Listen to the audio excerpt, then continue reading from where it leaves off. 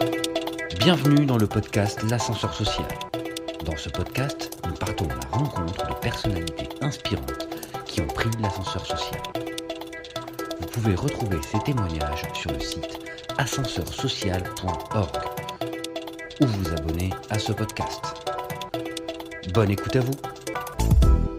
Bonjour Fatou, peux-tu te présenter? Qui es-tu? Que fais-tu dans la vie? Bonjour, je m'appelle Fatou, je suis professeure de sciences économiques et sociales au lycée. Je réside actuellement en banlieue parisienne, dans le nord de la banlieue parisienne et j'ai 26 ans. Merci Fatou. Tu as toujours vécu en banlieue parisienne? Oui, j'ai toujours vécu en banlieue parisienne, plus précisément Aulnay-sous-Bois, donc depuis toute petite jusqu'à aujourd'hui. J'ai toujours vécu dans cette commune-là. D'accord. Est-ce que tu peux nous parler un petit peu de tes études, du collège, du lycée, et puis ensuite des études supérieures? Oui, bien sûr. Alors, j'ai été dans une école, j'ai toujours été dans des écoles publiques, donc toujours dans la même commune. J'ai eu une scolarité sans difficulté particulière, élève moyenne à bonne élève selon les années. Donc, mes années collège se sont très très bien passées. Ensuite, en seconde, j'ai intégré une classe histoire des arts. Que j'ai beaucoup aimé d'ailleurs. Euh, j'ai fait plein de sorties à ce moment-là, principalement au musée du Louvre. Ensuite, j'ai intégré une première et une terminale ES. À l'époque, il y avait encore les filières, du coup, j'étais en filière ES. J'ai obtenu mon bac avec mention assez bien, facilement. Et puis ensuite, j'ai intégré une licence en infocommunication à l'université Paris 8, Saint-Denis-Vincennes. J'ai arrêté la communication parce que je me suis rendu compte que c'était pas fait pour moi, ou que peut-être je n'étais pas en adéquation avec l'esprit de ce corps de métier-là, et donc j'ai poursuivi une licence en économie et que j'ai obtenue, et ensuite un master en MEF pour être enseignante en sciences économiques et sociales. Tu nous as dit du coup que tu avais fait une réorientation. Est-ce que tu peux nous expliquer un petit peu comment ça s'est passé? Alors oui, j'ai effectué une réorientation après ma première année à l'université. Alors, faut juste remettre dans le contexte, c'est au sorti du bac, j'étais persuadée que je voulais être journaliste. Donc j'avais fait plein de recherches avec une amie au lycée, et on recherchait en fait les écoles et les facultés qui nous permettaient en fait par la suite de rentrer au CELSA. Donc c'est une école de journalisme public, et donc je voulais être journaliste reporter, plus précisément. Sauf que arrivé en licence, Infocom, à Paris 8, sachant que j'ai été acceptée à Paris 3. Je voulais le préciser, j'ai été acceptée à Paris 3. J'ai décliné parce que j'ai eu peur. Voilà. Avec le recul, je sais que j'ai eu peur de ce monde social, et du coup, j'ai préféré Paris 8. Et donc, arrivé à la moitié de la première année, je me suis rendu compte que le monde du journalisme n'était pas du tout en adéquation avec moi-même. Fallait suivre une ligne éditorialiste, c'était comment est-ce que les intervenants extérieurs présentaient leur métier qui m'a rebutée. Donc, je me suis dit non, au final, non, je préfère faire complètement autre chose. Et je me suis souvenu que j'étais bonne en économie. Je me suis dit pourquoi pas une licence en éco. Génial. Et du coup, après ta licence en éco, tu as fait un master MEF, c'est ça? MEF? Oui, Oui, oui, c'est MEF. ça. Et du coup, après le master MEF, du coup, tu as directement intégré l'éducation nationale, c'est ça? Alors, la particularité de ce master-là, c'est qu'il est à la fois 2 années qui délivrent un master, et en même temps prépare un concours qui est le CAPES pour pouvoir être prof. Donc, j'ai raté, si je me souviens bien, 2 fois mon concours, le CAPES. Ensuite, je l'ai obtenu. Et du coup, de facto, j'ai intégré l'éducation nationale. Même si en amont, j'ai été prof contractuelle pendant 5-6 mois. Génial. Donc, tu as fait preuve d'abnégation. Tu as raté 2 fois, mais tu as continué à tenter et finalement, tu as obtenu ce que tu voulais. Exactement. Alors en fait, au départ, au bout de mon deuxième échec, je me suis dit j'arrête complètement, c'est pas possible, c'est pas pour moi. Il y a trop de barrières, parce qu'il faut savoir en fait que tout au long de la scolarité, j'ai toujours été dans des facs de banlieue, et dans des lycées où en fait j'étais élève moyenne bonne et en fait j'étais persuadée que j'étais une bonne élève parce que je baignais dans ce monde social et en fait pour moi j'étais une bonne élève. Sauf qu'arrivé en master, j'ai rencontré d'autres personnes provenant d'autres facultés, ayant eu d'autres formations et je me suis rendu compte qu'on n'est pas si bien formé que ça, surtout en licence. Notamment à la dissertation, j'en avais plus fait depuis la terminale quoi concrètement et mes 2 années de master concrètement ont réveillé des insécurités. Je me suis dit en fait au bout de mon deuxième échec, je suis nulle, j'y arriverai pas, c'est trop difficile, les barrières elles sont trop importantes pour moi, j'ai pas ma place, enfin voilà. Et au final, j'avais un collectif d'alliés. Donc en fait, on venait près du même monde social, on s'est dit non, on lâche pas l'affaire, le CAPES c'est pour nous, faut foncer, faut y aller, faut travailler 3 fois plus, c'est pas grave. On a travaillé 3 fois plus, on s'est mangé des baffes, ça a été difficile, mais au final on l'a eu quoi. Bravo, génial. Et du coup, est-ce que tu peux nous parler un petit peu de ton milieu social d'origine, ce que faisaient ou ce que font tes parents? Alors, je suis issue des milieux dits populaires. Mon père est un ancien ouvrier imprimeur à la retraite actuellement et ma mère est une employée. Du coup, oui, j'appartiens au milieu populaire dans toute sa splendeur. Qu'est-ce que l'ascenseur social pour toi? Et est-ce que tu peux dire aujourd'hui qu'il s'est exprimé dans ton cas? Alors, l'ascenseur social pour moi, c'est une notion qui est journalistique.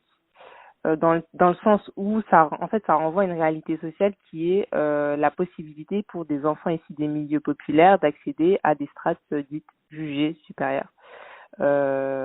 Autrement dit qu'il y a eu une élévation par rapport à nos parents.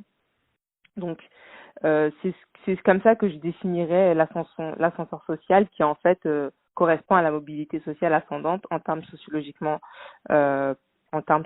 plutôt.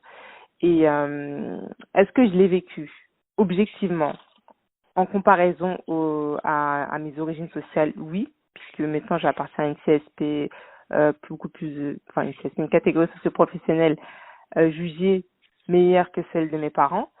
Mais du coup, moi, individuellement, je l'ai vécu.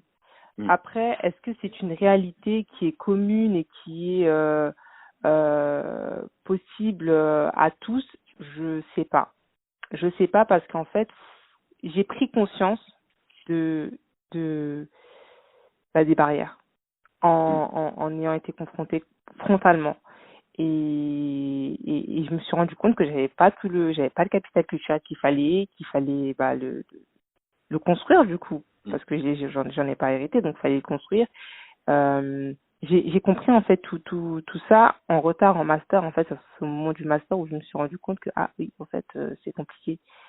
Donc moi individuellement je l'ai vécu. Après est-ce que c'est une généralité sociale? Je peux pas l'affirmer. Non, enfin on se rend compte en regardant les statistiques que non. Mais par contre faut être conscient de ça et mettre en place des stratégies. Et voilà, et de là, je pense que en mettant des stratégies, en essayant essayer de détourner les barrières, en essayant de travailler, oui, et de saisir les opportunités, on y arrive. Voilà, après, c'est individuel à chacun. Merci Fatou. Est-ce que tu avais dans ton entourage des personnes qui t'ont aidé à prendre l'ascenseur social, peut-être un prof, tes parents, des amis ou des personnes que tu admirais? Alors, oui, moi j'ai ma soeur qui est institutrice, du coup qui a passé le concours et en fait en l'observant que je me suis rendu compte qu'il y avait des méthodes à appliquer, une manière de travailler, une rigueur dans le travail. En fait, c'est en l'observant que je me suis rendu compte et je l'observais en fait, j'étais en licence à ce moment-là. Je vais de contextualiser, j'étais en licence à ce moment-là, elle était déjà en master et a préparé le CRPE et je la voyais faire. Donc, je la voyais partir à la bibliothèque, rentrer tard, travailler, son concours, etc. Du coup, ça a été une référence pour moi. Après, tout au long de ma scolarité, j'ai eu la chance d'être bien accompagnée par des professeurs. Mes parents m'ont toujours fait confiance. Donc, sur ce plan-là, ils étaient là pour me soutenir, mais pas pour m'aider dans mon orientation. Donc, je pouvais pas leur demander, quoi faire, etc. Non, je prenais mes décisions, je les informais, et ensuite, ils me disaient, OK, d'accord, courage, accroche-toi. Et du coup, ils mettaient en place,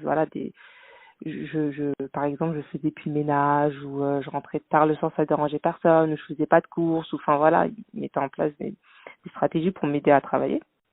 Donc, j'ai eu ma sœur comme modèle. J'ai eu des très bons professeurs tout au long de ma scolarité, principalement aux sorties du collège. Je ne savais pas si je devais prendre une générale ou une pro. Et en fait, mon prof, il m'a dit, non mais laisse-moi faire, je vais le faire. T'as un profil général de toute manière, ne réfléchis pas. Et en fait, il m'a rempli mon dossier. Arrivée en seconde, j'hésitais dans mes options. Je m'entendais bien avec un prof en particulier et il m'a dit choisis l'option histoire de l'art. Du coup, en fait, j'ai écouté mon prof. En fait, c'est toujours ça. J'ai eu à chaque fois un bon prof qui m'aidait à choisir concrètement. Après, arrivé à la licence et au master, je me suis un peu faite toute seule. Sachant qu'avant d'intégrer la master 9, j'hésitais avec un master contrôle d'audit. Et je me suis dit, non, mais Fatou, tu n'as pas le profil pour être dans un bureau et travailler et contrôler les entreprises. Arrête, c'est pas pour toi. Et ma sœur m'a donné envie d'être prof, donc j'ai choisi un master 9, quoi. Donc oui, ma sœur, en somme, c'est ma sœur qui a été mon modèle. Génial. Quels ont été les défis auxquels tu as dû faire face du fait de ton milieu social d'origine et comment les as-tu surmontés? Alors, j'ai dû apprendre à raisonner. J'ai dû apprendre à lire concrètement, enfin lire dans le sens où je savais lire, hein, bien évidemment, mais à avoir des références intellectuelles universitaires. J'ai dû apprendre à raisonner et à disserter. J'ai dû apprendre à m'exprimer correctement. J'ai dû apprendre à réfléchir avant de parler, parce qu'en fait, on se rend compte que lorsqu'on est issu des milieux populaires, en fait, on n'a pas tous les codes sociaux.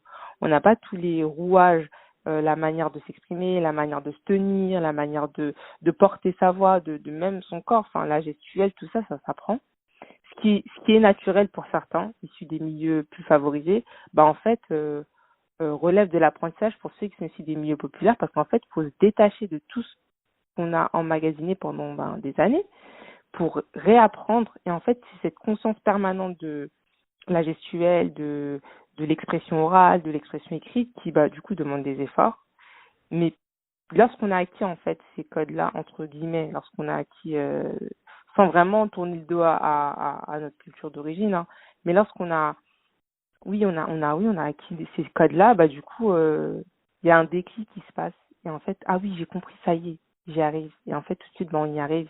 Il y a quelque chose qui se met en place et après, lors du concours à l'oral, on est beaucoup plus à l'aise et on essaye de faire de faire comme les autres. Et du coup, se faire comme les autres, nous permet d'avoir des bonnes positions au final. Enfin, celle attendue. Merci Fatou. Donc, je t'en prie. Au niveau de ton orientation, parce que c'est souvent un problème pour les jeunes issus des milieux populaires, comment est-ce que tu t'es débrouillé pour savoir comment t'orienter? Alors, effectivement, l'orientation, c'est une problématique. C'est une problématique qu'il faut absolument essayer au mieux de régler. Donc, moi, ce que j'ai entrepris, c'est essayer de faire des choses que j'aime. J'aime l'école, j'aime toujours l'école de toute manière, c'est pour ça que j'y travaille. Donc, trouver en fait des domaines qui me plaisent et dans lesquels j'ai des facilités. Donc, ça a toujours été ça. Au départ en terminale, j'aimais bien écrire, j'aimais bien lire les magazines, j'adorais ça. Et du coup, je me suis dit, tiens, pourquoi pas tenter le journalisme. Et là, de ce point de vue-là, j'ai commencé à chercher. Je suis une personne qui aime beaucoup chercher, je suis très curieuse, du coup, j'ai commencé à chercher des filières, etc. de mon côté sur Internet. En terminale, j'avais pas forcément les profs ou la psy qui étaient là pour moi, ou mes parents, ou parce qu'il y avait personne dans ce milieu-là. Du coup, j'ai cherché de mon côté sur Internet. Je suis jamais allée dans des portes ouvertes. Tout était sur Internet. J'ai tout fait sur Internet. Et ensuite, en licence, c'est les mêmes mécanismes, en fait. J'essaye de trouver des domaines dans lesquels je suis à l'aise et qui me plaisent. Et du coup, je cherchais comme ça sur Internet. Donc, j'en ai passé du temps sur les sites des universités et sur les sites les ONICEP, etc. Et au final, voilà, je me suis orientée toute seule sans qu'il y ait vraiment une institution derrière moi ou des parents ou des frères et sœurs derrière moi. sur ce plan-là. Mis à part pour le master où j'ai vu ma sœur là-dedans, sinon j'ai fait tout seul, quoi. Toute seule. Sur Internet, du coup. Ouais, sur Internet. D'accord. On en arrive maintenant à la dernière question. Quel conseil donnerais-tu aujourd'hui à un jeune qui a envie de réussir? Alors, le conseil que je pourrais donner, c'est compliqué, mais je vais trouver. Un conseil, c'est de cerner ce qui nous plaît profondément, d'être conscient il y a des difficultés, voilà, elles existent. Faut pas se leurrer, il y en a, voilà, clairement il y en a. Dès qu'on les a identifiés, on essaye en fait de trouver des moyens pour les dépasser concrètement. Donc soit c'est par le travail, soit c'est en ayant des contacts, soit c'est voilà en trouvant en se débrouillant concrètement, travailler parce que oui, il faut travailler plus. Oui, faut travailler plus que l'élève dans la norme entre guillemets. Et ensuite on peut y arriver. Après, parfois, on espère des choses et en fait, on se rend compte que c'est pas pour nous. Donc, il faut vraiment identifier ce qui est bon pour soi pour pouvoir y arriver. Faut être raccord avec soi-même, je pense. Mon conseil n'est pas très clair, mais c'est très bien. Être conscient de ses difficultés et trouver un moyen, en fait, pour les dépasser, c'est déjà un très bon conseil. Un grand merci, Fatou, pour ton temps et ton témoignage très inspirant. À bientôt. Merci. À bientôt. Bravo, vous avez écouté cet épisode jusqu'à la fin. Partagez-le autour de vous et notez-le 5 étoiles sur les différentes plateformes comme iTunes, Deezer, etc. pour le diffuser auprès du plus grand nombre. Si vous souhaitez en savoir plus sur cet épisode, notre invité ou l'association L'Ascenseur Social, contactez-nous via le formulaire de contact sur le site ascenseurssocial.org. À bientôt pour un prochain épisode.